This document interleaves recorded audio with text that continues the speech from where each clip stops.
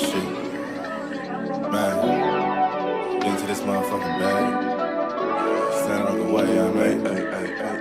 Sacrificing time for this shit. Man, I got a plan. Tried to tell niggas years ago. They ain't understand. Riding by myself and it's cool. I'm all in my head. Everything in life you can't replace. I build relationships. Pretty little smile make a nigga wanna lock it in. We met the same time I lost a friend. We should try again. You been on my mind. You should hop in. I ain't gon' hurt you, baby girl. You know we locked in. Used to be on FaceTime calls on the regular. Never made time, landed on my busy schedule. Now every time I hit the bay, you know I think of you. Working on your brand, love, you know that I.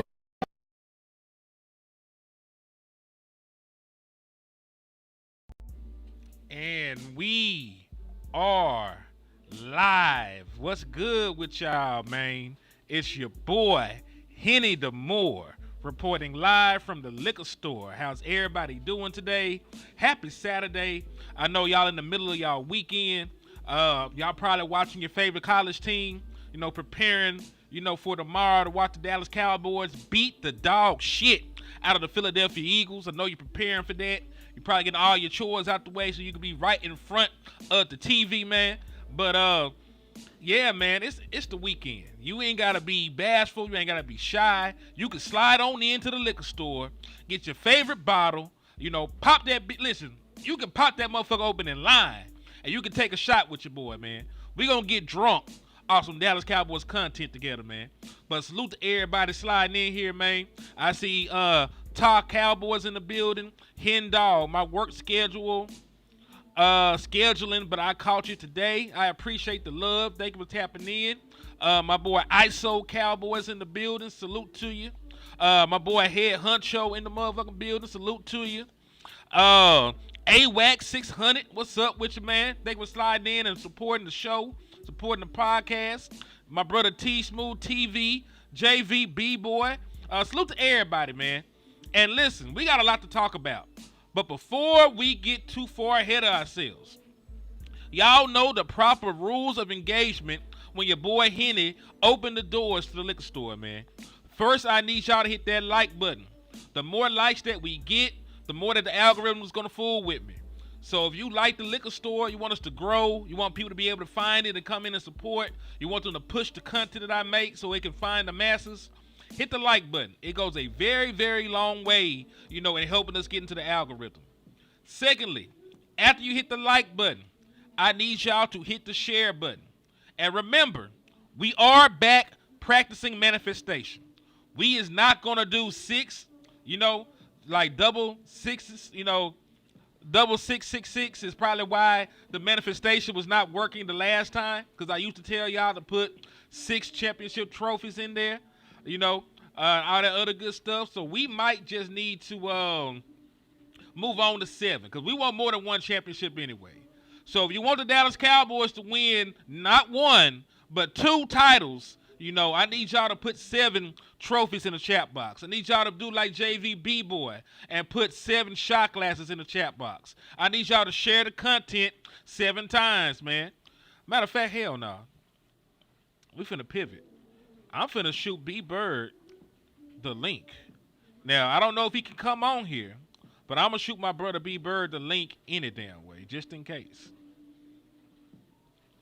We're going to do some positive peer pressure today, man. And if you can come on, I understand. If you can't, I understand as well. But I appreciate my brother B-Bird being in the building to support.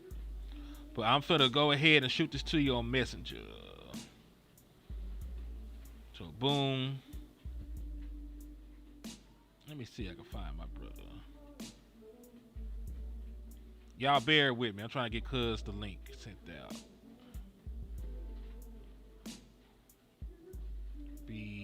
There B-Bird. Hold on. And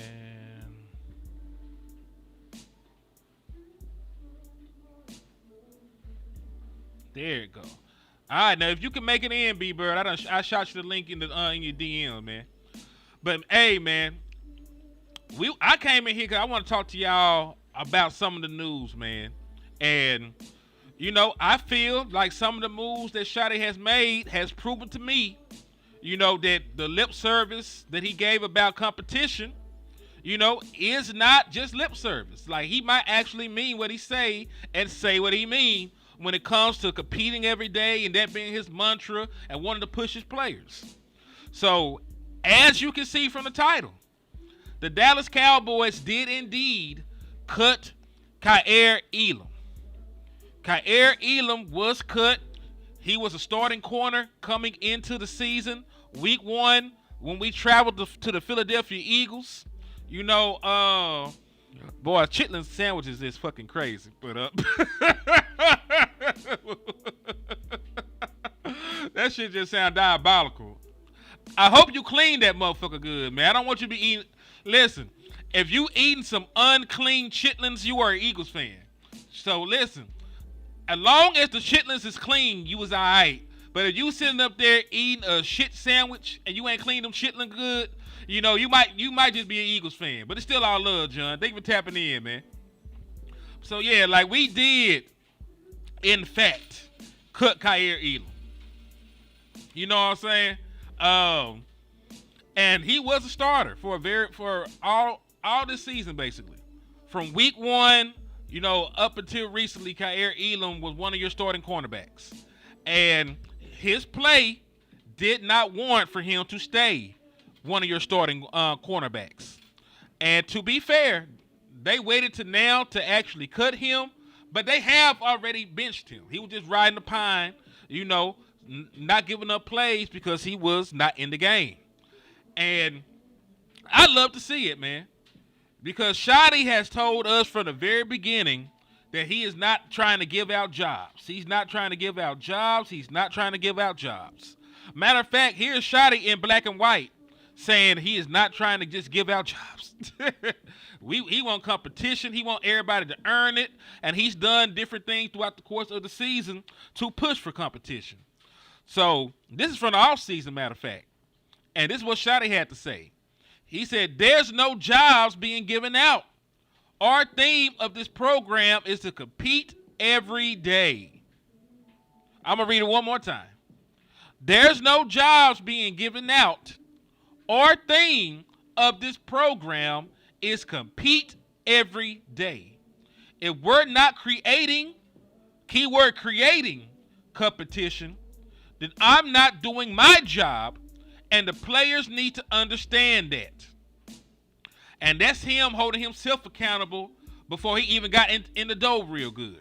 Because listen, if you see folks, and that's him calling himself out, and that's him, keying us in for the context clues. If you see me not practicing fairness, if you see me doing favoritism, if you see me doing X, Y, and Z, I am failing as a head coach. And that's on me. Right? That was Shotty said. That was Shotty said coming into the season. Right? So when you see guys get benched, or when you see guys get publicly reprimanded, when you see guys, not playing for performances and shit like that, that's Shotty doing exactly what he said he would do. Right? If you see people getting snaps over people, and they don't necessarily, deserve the snaps, that's on Shotty. And I'm glad that he held himself accountable coming into the door. Because when anything sideways goes on, we can call him out. And we can use his own words against him. But to be fair to Shotty, this ain't the only time that competition has shined through. This ain't the only time that competition actually won out and they were doing right by the players and doing right by what he said his mantra was and everything else. This ain't the only occurrence of that happening on the season up to this point. This ain't the only occurrence, because let me show you something. Matter of fact, let me ask you something before I show you something. When the last time you seen Jalen Tolbert make a play?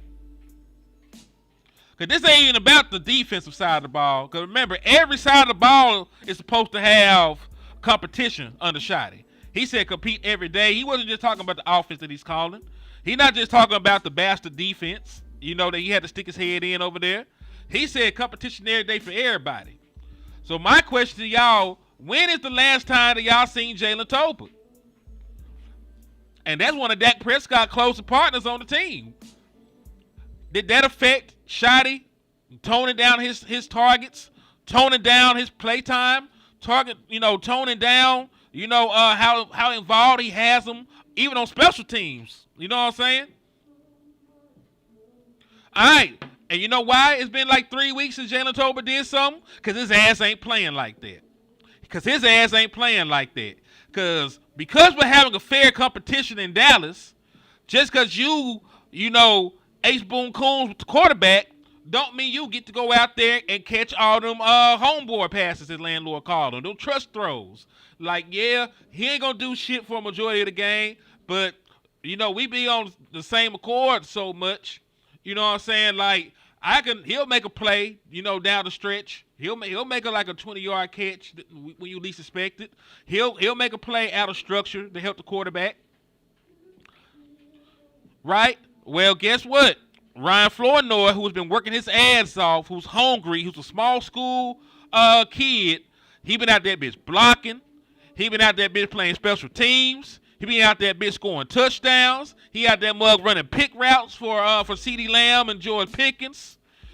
You know what I'm saying? Like, he been working his ass off, to try and help this team. He been working his ass off to be valuable. He been working his ass off to earn his time. And guess what? Hard work pays off, man. And that's what you want to see when your mantra is competition. When your mantra is competition, you want to see the guy that worked their ass off get rewarded for that. And guess what? This last game, he outsnapped everybody, not named CeeDee Lamb and George Pickens. He outsnapped everybody, not named CeeDee Lamb and George Pickens. Because if my eyes ain't bad, and they are sort of bad, Ryan Flournoy played 43% of the offensive snaps. Jalen Tolbert played 18. Ryan Flournoy played 20% of the special team snaps. Jalen Tolbert played 4. So, Ryan Flournoy, in this competition culture, has stepped on the neck of my boy Jalen Tolbert. And I got nothing but love and respect for Jalen. He was nice enough. He a good dude. He came on the show. He gave his time. He did it for free. He is a good dude. But Ryan Flournoy, in a fair, open competition, has beaten him out. Right? And because he has beaten him out, it has opened the door, like y'all mentioned earlier, like, hey, John Domingo, has an opportunity to come in and play. Oh, that's the brother B Bird colliding in, man. Let me take the graphic down real quick, man. What's good with you, Bird? Oh, nothing much, man. How you doing? You didn't talk bad about me enough, so I might as well come jump on, man. Hey, man, listen, we do this thing called positive peer pressure, man. We see a content creator in the chat box, we gonna make you feel bad till you get on here with us. Yeah. Hey, am I still on? I can't remember. Like something happened. Okay. Yeah, you still here, man. bro. Y'all been talking bad about me, man. So I said, let me go and get on here. I ain't got no reason not to. How you been doing, brother? It's good to be on finally with you. Yeah, man. It's been great, man. It's been great. Day been going good. Just been handling some business so I can be fully attentive for the game tomorrow. But yeah, they've been good on my end, man. What about you? Yeah. And I went to my grandson's. They had the Super Bowl flag and they lost, so it was a good season. But they didn't pull it out the end. The better team won, so we're gonna move on and try to get better. But hey, I like the topic you're talking about, man, because really, this is a merit-based system, man. Like once people start understanding that, no, I don't care where I was drafted. If I'm not the best, I'm not going to play.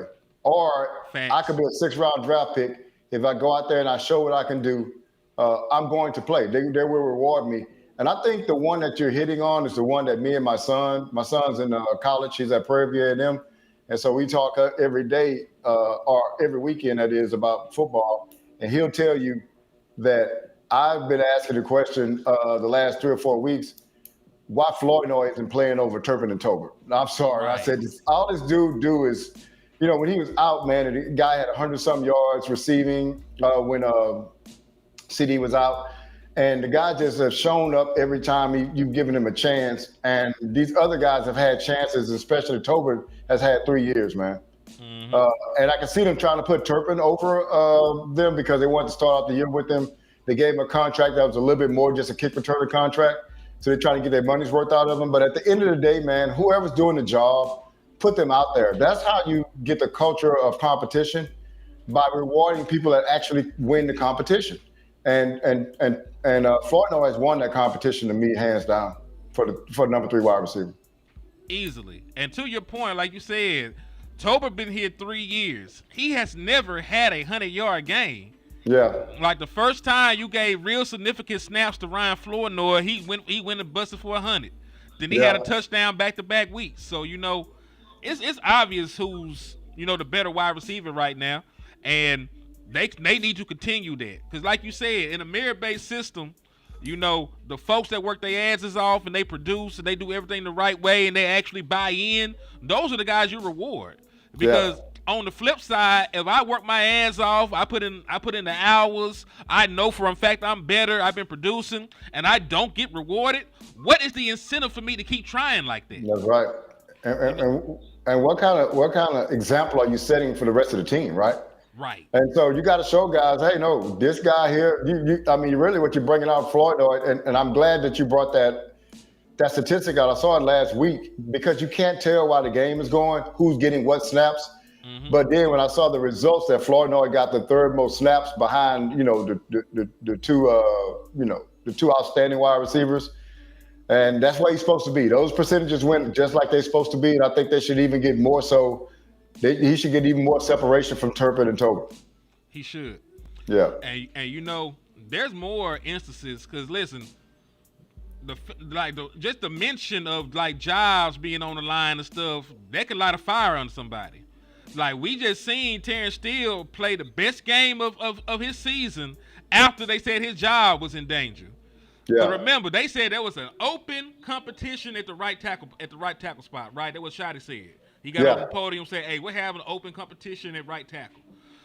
The moment that happened, he went out there and he played his best game of the season. He matched up against Max Crosby, 16 reps. They left him one-on-one by himself against the man 15 times. Only gave up 2 pressures, did not allow a sack. And, he still did what he did like he normally do in the run game, was just move some shit. So just the thought of damn, I may have to tell my wife that we got to pack up and move and figure some other shit out. Got the best out of Terrence Steele last. but Henry, let me tell you something.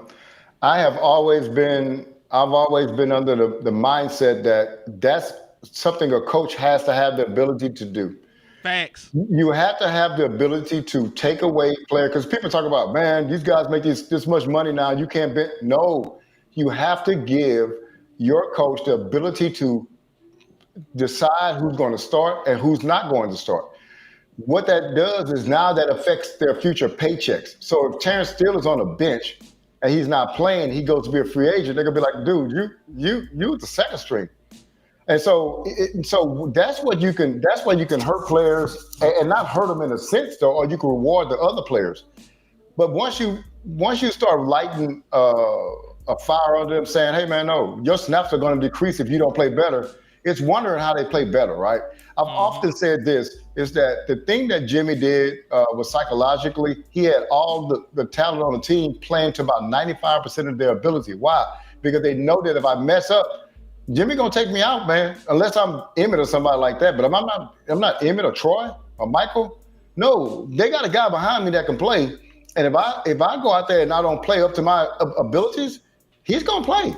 And that's just what it is. And he's gonna put him over me, and the guy may never come out the game. And so now they're doing that, but the coach has to have that ability. You cannot take that away. You can't be like, well, this guy makes, if you're Jerry, hey, this guy makes, $20 million a year, man. We can't have him on. You can't do that. That coach, those players have to know that Shotty has the ability to sit me down if I don't play better. So I have to put better stuff on the tape. That's all it is to it. And that makes all those guys on the 53-man roster strive to put out good tape and strive to go and perform in games, man. I agree. And to your point, not Dallas Cowboys related, the Carolina Panthers paid Chuba Hubbard a whole lot of money just this offseason. And now Rico Dow, signed for peanuts, came in and took the man's job. Yeah. You know what I'm saying? So that's all I'm saying. Like, competition needs to be fair. It doesn't matter the paycheck. It doesn't matter the draft. The draft capital you spent. Doesn't matter seniority. The better player needs to play, and that's how you really have winning football. Well, let me ask you about this. Let's take the Chuba Hurley, whatever. I'm messed up. Neither here nor there. Don't matter. Let's take him for example. Do you think that makes him in his mind, when he comes back out there, will he be better or worse when he does get his playing time? Man, if he ever get another opportunity, he finna run his ass off. That's what I'm saying. So it's no comfortability there of knowing that, man, no matter what I do out there, I'm gonna start. No, he basically said, I gotta go get it, man. Like, next time I'm out there, I gotta go, like my life depend on it. He's gonna run with a different vigor too when he gets back into the game. So that's what competition does. Understand that it makes it important and valuable and precious, these opportunities. I don't get these snaps. I'm not gonna take for granted that I'm gonna get these snaps all the time.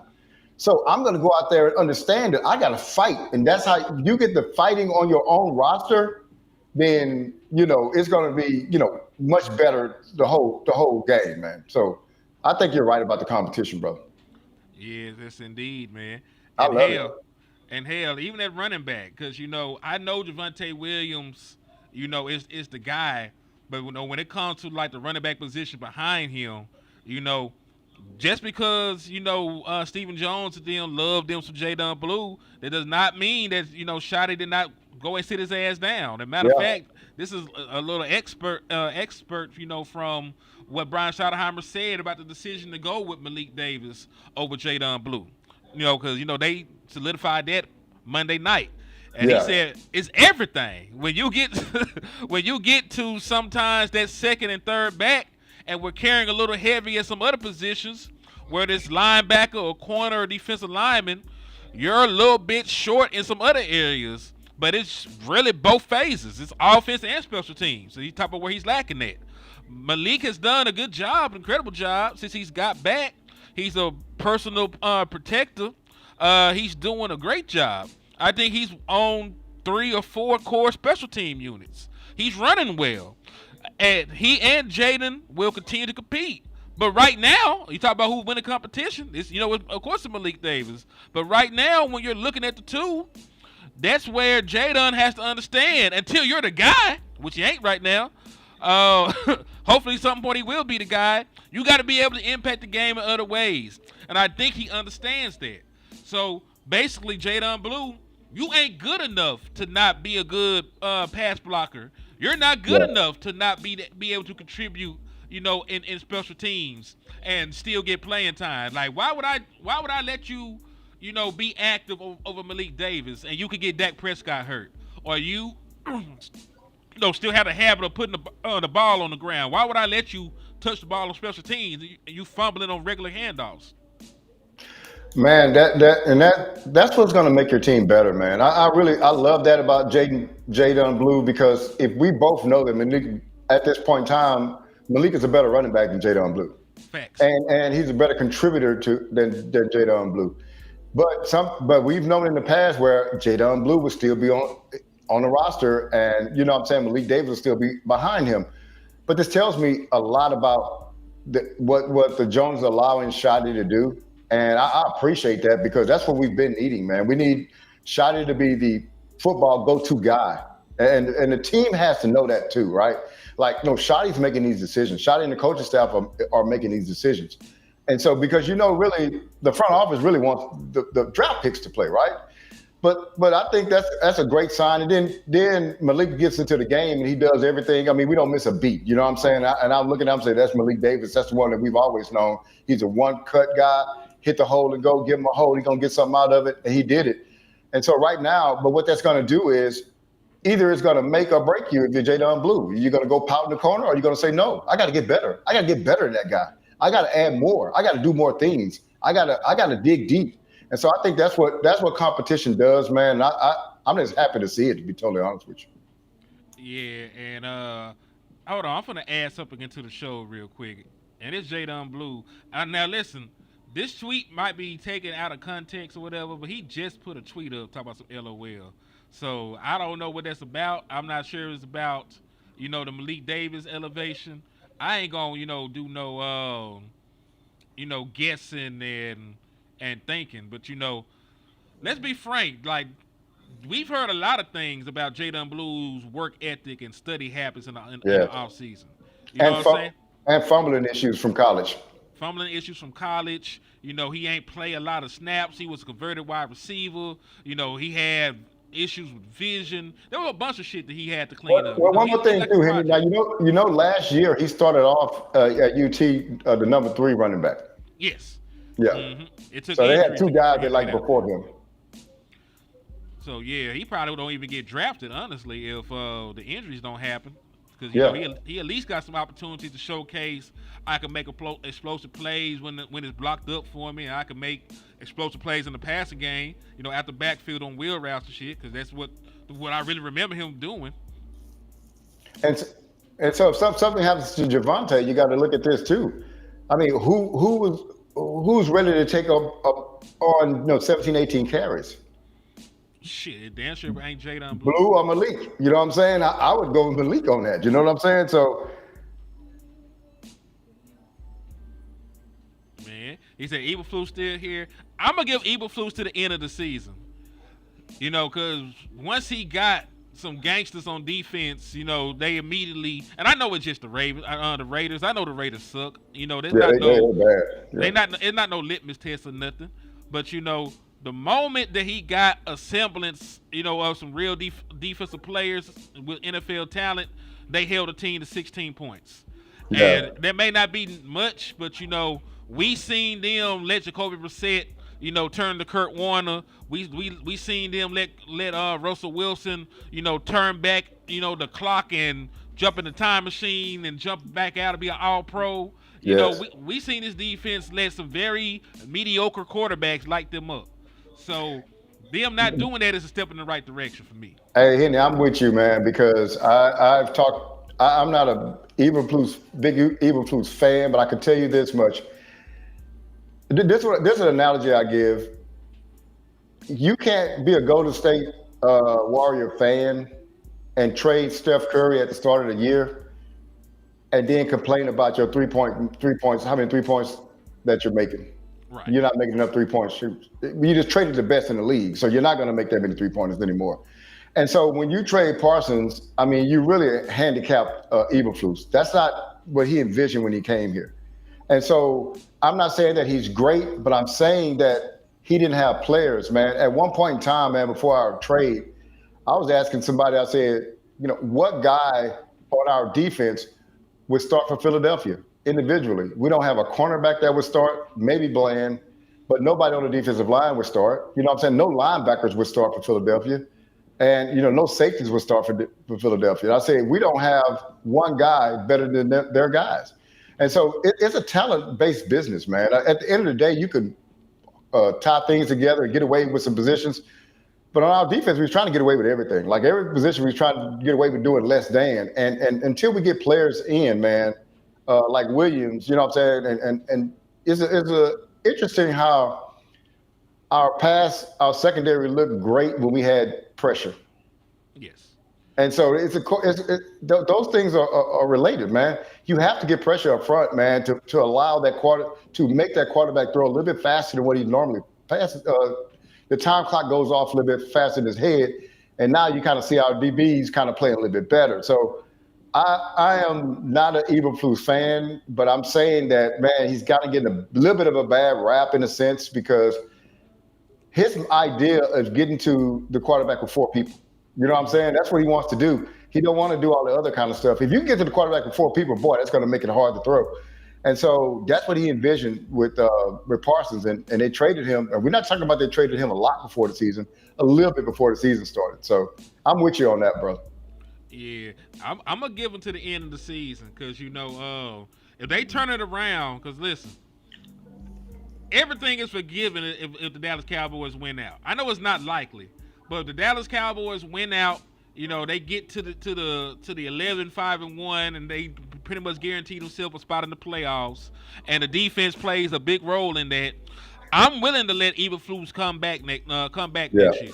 You know what I'm saying? Because the moment that you got, Big Q and got an Overshown back, you'll get Diggs back, and your defense start looking good and making stops and getting turnovers and all that other stuff. I'll let you make it.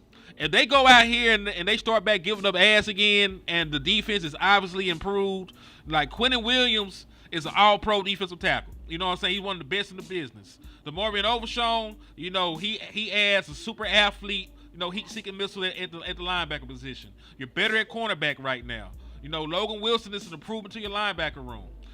Plus, Clowney's playing better down the stretch. Izaraku is playing better down the stretch. This not the same defensive ends, that we started the season with. Izaraku was much better, prepared for the NFL's size and speed. And Clowney to play himself back in the game shape. So you're getting better defensively, talent wise. So if you can't make nothing happen with those guys down the stretch, then we can have the conversation about moving on from them. But if they turn it around defensively, I'll let them make it. So let me ask you a question, man, because this is a question that I haven't really got a good answer to. And I know it's kind of out there, not out there, but it's a little bit different. Okay. I argue that the Quentin Williams trade, why wasn't that done at least 2 weeks earlier?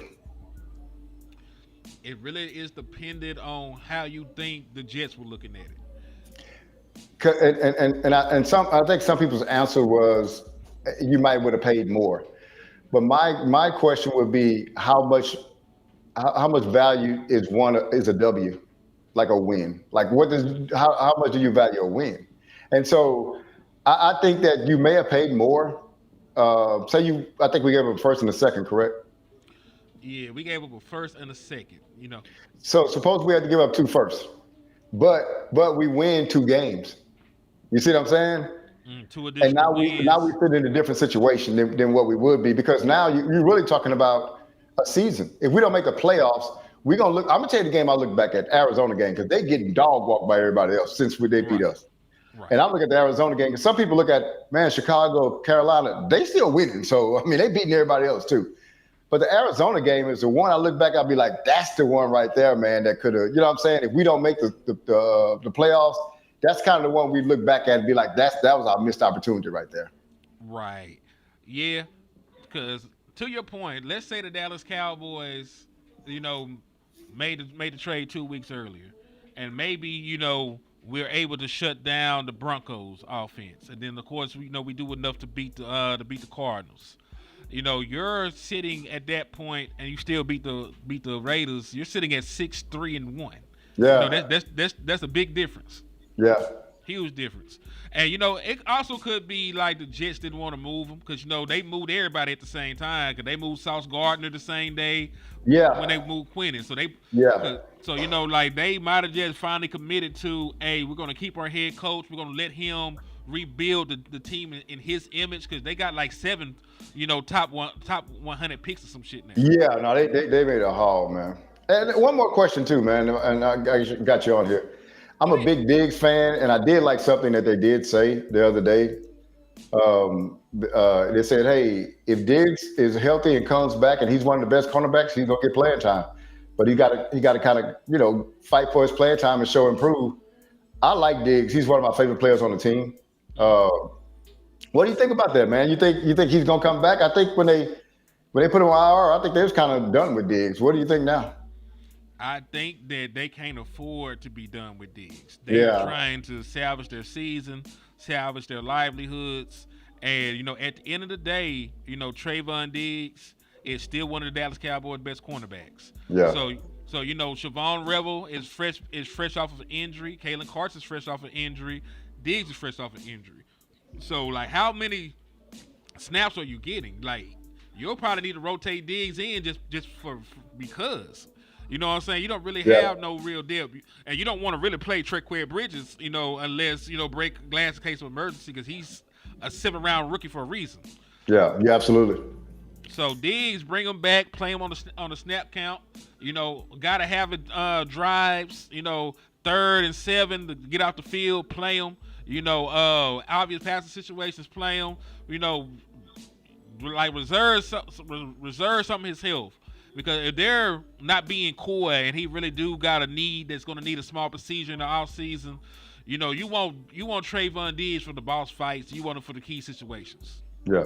So one thing that I felt this, like Elam and Bridges, I've always felt like, man, why those guys, they're not good enough to start for us.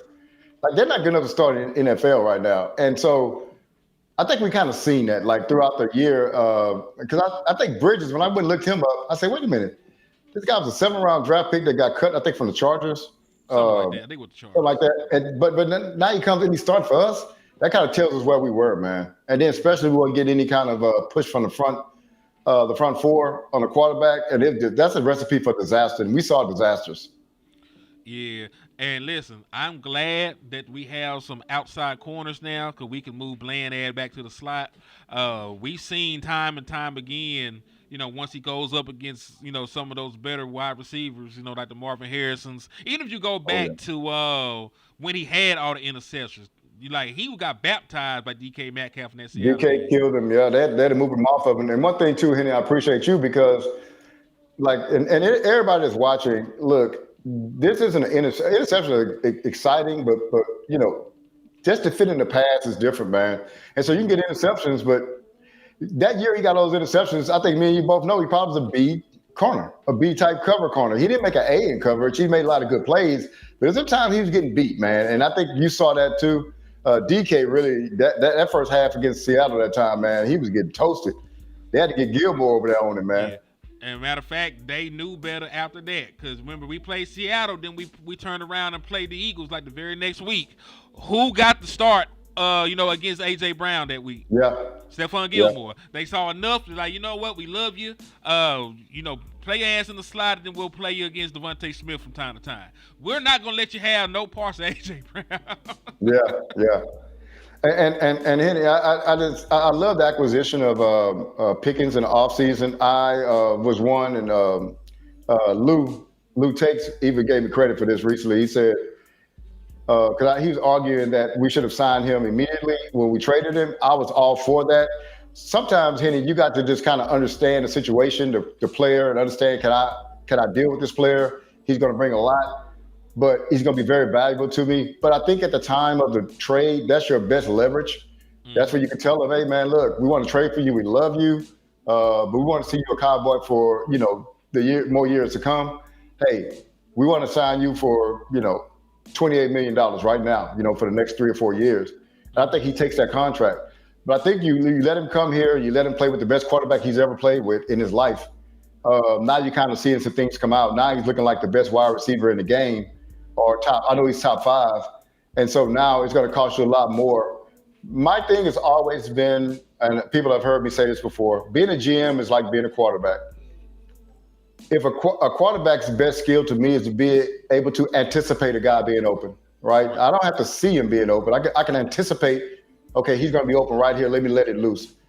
If you have to wait till that guy's open, then it's probably too late to throw the ball. Correct. A GM has to anticipate a guy being good before everybody else sees it. Because if I can anticipate him being good, I can sign him at a lower cost earlier. And then when he comes to be like, this guy's great. And then you're like, well, I got him for this amount. Well, how'd you know to get him early? Because I saw it, man. I saw what he was, man.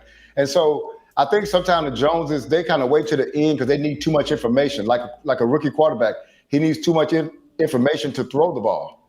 And whereas your Tom Brady's, man, they don't need that much information. They know, hey, this dude open. And so whenever you need too much information as a thrower, it's going to end up bad. But also as a GM, that's why we start getting into these franchise tags. We get into these situations where we don't have leverage. The players got the leverage. We get into these situations in the 5th year and all that kind of stuff. We get into all those situations because they can't see it ahead. They didn't really know what and I still don't think they didn't really know what they had in Dak Prescott early on. They didn't believe it. That's why they didn't sign him, man. Right. But you see what 49ers did with Purdy. Yeah, they went ahead and got the deal done. They paid less, by paying more up front. And, That's correct. I wish the Dallas Cowboys had did that because we wouldn't be in this situation concerned about if Pickens would be here next year. Yeah. Now, I still think that they sign him. It's going to be way more expensive than, had they went ahead and just gave him a Godfather offer when he came through the door. Even further, like, hell, why $30 million, a year would have been a discount for what he's probably going to ask for. Because as it stands right now, George Pickens is second in the National Football League in receiving yards, and he's top 5 in touchdown catches. Yeah. He's trending toward making one of the All-Pro teams. He might be a first-team All-Pro. He might be a second-team All-Pro. But he's going to make his first career All-Pro selection, meaning that he's one of the 6 best wide receivers in the entire National Football League this year. So I think he gets franchise tagged out the gate to prevent him from talking to anybody else. They might drag this shit out to training camp, but I think that a deal gets done, just because everybody in the building, is pushing for it. You got your quarterback being vocal about wanting him back. You got CeeDee Lamb being vocal and wanting him back. They were on the front office all season about getting a wide receiver in. That's why the reports leaked out that they reached out to Cooper Kupp to try to get him to sign and everything else. So I don't think that they gave up a 3rd round pick, just to let him walk. I think it might get ugly at some point, possibly, because we know how these contract talks and negotiations go. But I think at the end of the day, that they find a way to keep George Pickens here, because they're going to be too much noise around it. And I'll let you know that some people say, well, you can't play 2 wide receivers that good. Philadelphia's done it. A.J. Brown makes $32 million a year, and Devontae Smith makes $25 million a year. And that's in 2022 and 2023. So you do this inflation on that, and then you probably get into where, if CD makes, I think the equivalent of that would be CD making what he makes, and Pickett's making like 33 or something like that. That'd be inflation of those numbers. So it's been done before. The salary cap is not. I think once the Cowboys fans realize what the salary cap is, I think we'd be a lot better as far as putting pressure on the front office and not letting the Joneses get away with some things. The reason I'm saying that is because the salary cap could be done a whole bunch of different ways. What Philadelphia does, they push off their guys the money they make into the future, like 2029. And what they're trying to do is get as many good people on the roster right now that so they can make a run for the Super Bowl the next couple of 3 years. And so the Cowboys can do some of the same things. And I think your window for winning is Dak's window. So whatever Dak Prescott's window is, which I think he's kind of in his prime right now, the next 2 or 3 years, we should be putting all kinds of things, adding players, man. It's free agency, draft, whatever we can to this team to make it better.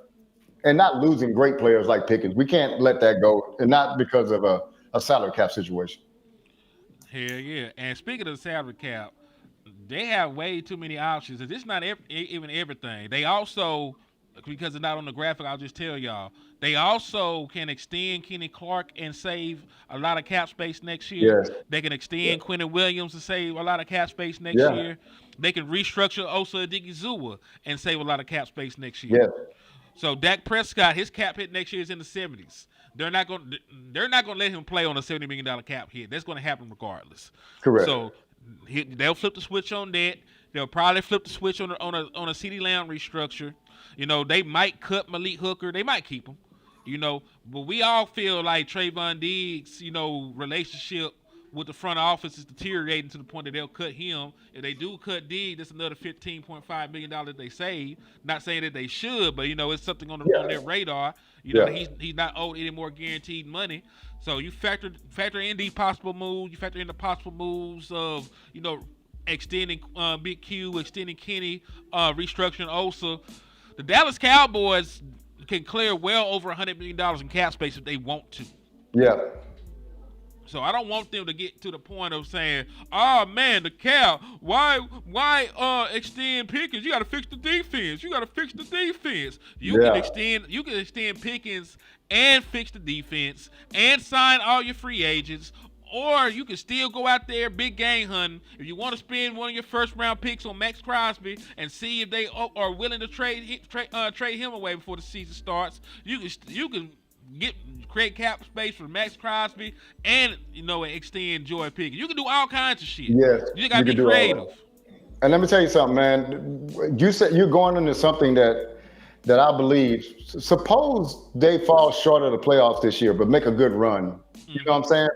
Uh, but what I don't want to happen is for them to say, okay, man, we're just going to bring the same team back next year because we ended up good. No, that's not what you do. You still build on top of this team because guess what? Every year is different, man. You think the Washington Commanders are going to come back with the same team next year? No. They can't. Detroit's not coming back with the same team. They're going to add on. Philadelphia's not going to come back with the same team. So you can't go in thinking, okay, my competition is what I saw last year. No, you got to even be better because, if you just lay on that like, hey, we got Quentin Williams, no, that's not good enough. Continue to improve your team. That's what good GMs do, man. Continue to improve your team, man. So I think that you said like Max Crosby in the offseason, just think what kind of impact that would have, man. You know what I'm saying? On next year's team. That would be crazy. You keep everybody you got and you add Max Crosby, you add the draft picks, and you add some other free agents. And man, this team will be crazy next year, to be totally honest with you. And I want us to remember, like the folks saying, we got to fix the defense. You got 2 first-round picks. If you love the defense so much, spend both of them on the defense and let me keep Jordan Pickens. That's right. You know what I'm saying? Because like hell, you can get one of the best edges in the draft. You can get one of the best corners. You can get one of the best linebackers. One of the best DTs if you want it. It doesn't matter. You got options. You can finagle a little bit and get top talent in the draft. And I want people to remember this. It's not really about the quantity of the draft picks you get. It's about the quality. Absolutely. So, like, you're only supposed to walk away from the draft with, like, maybe one starter. Like, your first-round pick should be the guy that can start for you immediately. It's a crapshoot any other round. If you got 2 first-round picks, you got 2 guys that realistically could start for you this year coming up. So factor in what you could do in free agency. Like you got options, man, to improve this team big time. Hey, Henny, I'm gonna have to get off, but let me tell you this. I know there's gonna be it's a secret, man. I want to just tell you this. Please don't tell nobody, right? Go ahead. We gonna beat the crap out the Eagles. Beat their ass to sleep. We gonna whoop them boys tomorrow, man. Hey, look, we gonna beat them, and I'm gonna tell you something, man. It might not even be close. Them guys been struggling scoring, but we don't, and we're gonna bring something to them, man. Dak, I was listening to when I was going to my grandson's flag football game. Guess what I was listening to? I was listening to Henny, and I was listening to the liquor store. You know what I'm saying? And the trap. So, but what y'all said was right. Y'all was talking about the Dak Prescott's record, man. Hey, man, we're gonna beat them boys, man. And I'm gonna tell y'all something. We're gonna score 30-some points. They're not gonna score that many points. We're gonna win the game, and we're all gonna be happy and talking about it, man. But hey, man, I'm gonna get off here, Henny. You don't mind me plugging my channel before I get off? Hell yeah, go ahead and plug your channel, man. Let me know where they can find you.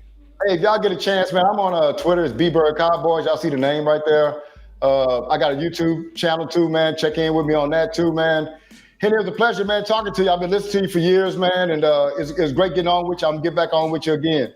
Hey, Henny, I gotta ask you a question too. What's up? On my DMs on X, you sent me a link. Not this time, but a couple of other times. Were you just sending me that link just to let me know that you were on, or what? I sent you a link so you can jump on. The other times or today? I think I sent you a link before as well. Because I know I sent it today, but I think I sent you like show links as well. Oh, okay. Because I clicked on it, was just a show. It wasn't like the one today. Gotcha. Okay. So hey, man, anytime you want to shoot me one, man. If I'm available, man, I'll jump on with you, brother. It was good talking to you. Hey, Cowboy Nations, we're gonna win tomorrow, and you can bank that. Now, if we don't win, y'all ain't gonna see me. Hey, always a pleasure, B-Bird. Thank you for stopping in, man. You take it easy, man. Do the same, brother. All right.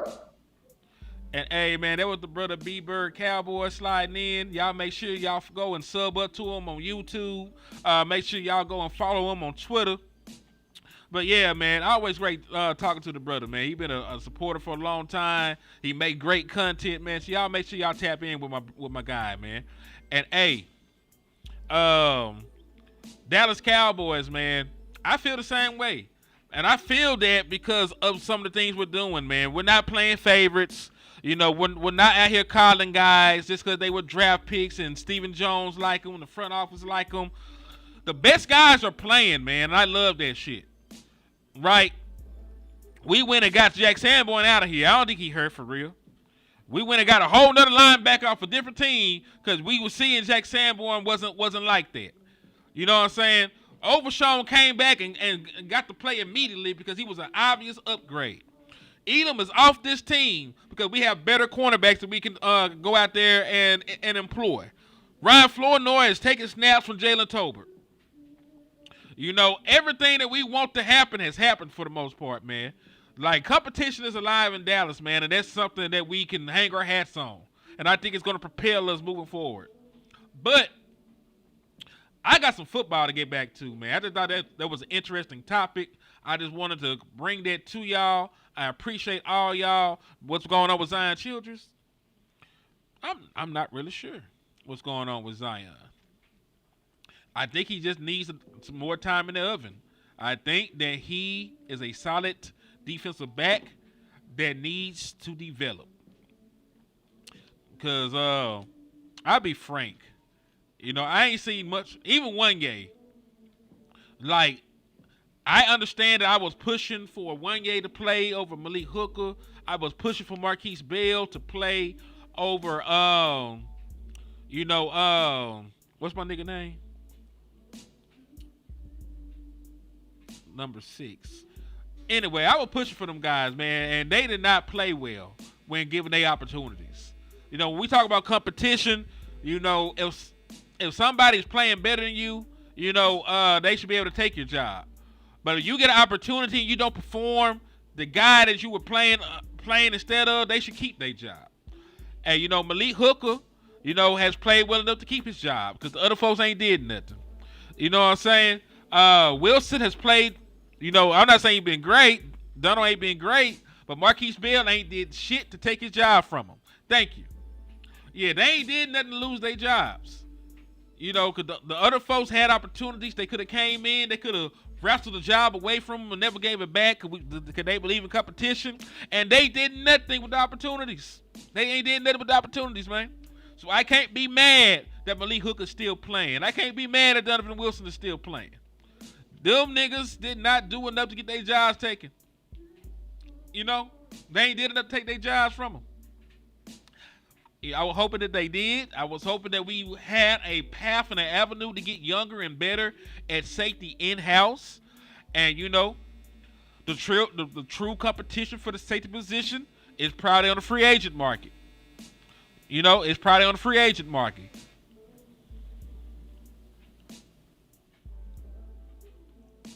That is also the case.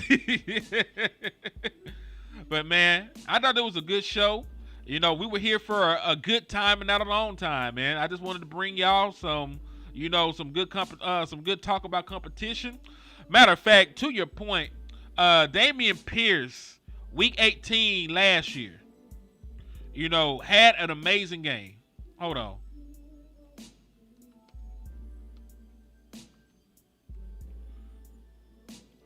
Yeah.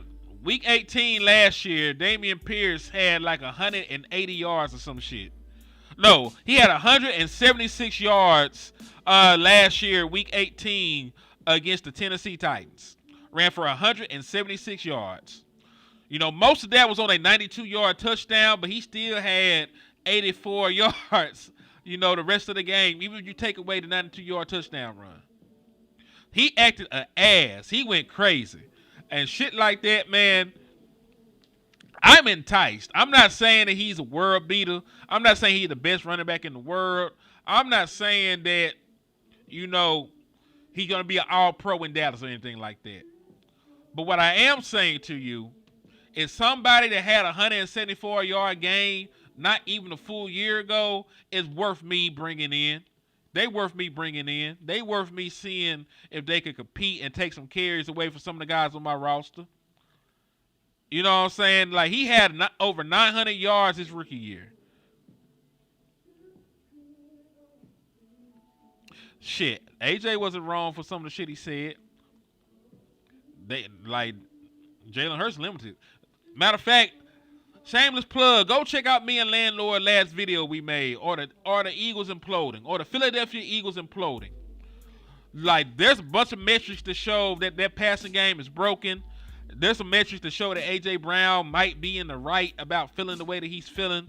There's some shit going on, man. But yeah, thank y'all for everything. It's been just about an hour. On the way out, man, if you want to help me keep doing shows and keep the lights on in the liquor store, please, please, please hit the Cash App, hit the Super Chat. Help us keep the lights on in the liquor store, man. You know, we eat for Gazios, we work for food, we make content for food. You know, so the more that y'all support, the more that we're able to take time out to make the content that we make, man. So hit the Cash App on the way out, hit the share button on the way out, hit the like button on the way out, sub to the channel on the way out, tell a friend to sub on the way out, slap the fuck out of an Eagles fan on the way out, man. Anything you do is greatly appreciated to help us keep the lights on in here, man, because it gets dark sometimes. You know, the lights be flickering and flashing sometimes, man.